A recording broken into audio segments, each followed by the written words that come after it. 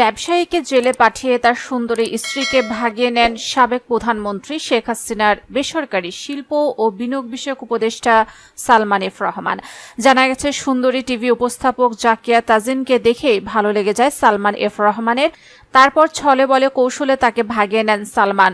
দেশে শেয়ার বাজার কারসাজিতে বছরের পর বছর আলোচিত সালমান এফ রহমানকে নিয়ে এমন চাঞ্চল্যকর তথ্য নিজেই ফাঁস করেছেন ভুক্তভোগী ইন্ডেক্স গ্রুপের ব্যবস্থাপনা পরিচালক শফিউল্লাহ আল মুনির।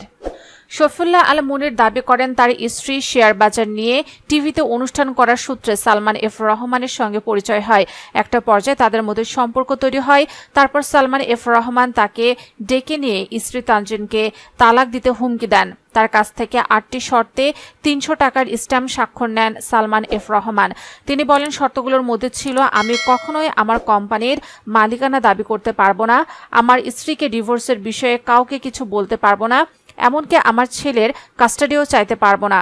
তবে আমি যখন রাজি হলাম না, তখন এই বিষয়টি অনেকেই জানতে পারে। এক পর্যায়ে আমি 1 মাস গুম হওয়ার মতো ছিলাম। হামলা মামলার ভয়ে তটস্থ থাকতাম সব সময়। পরে 2020 সালের দিকে আমার স্ত্রীর সঙ্গে ডিভোর্স হয়ে যায়।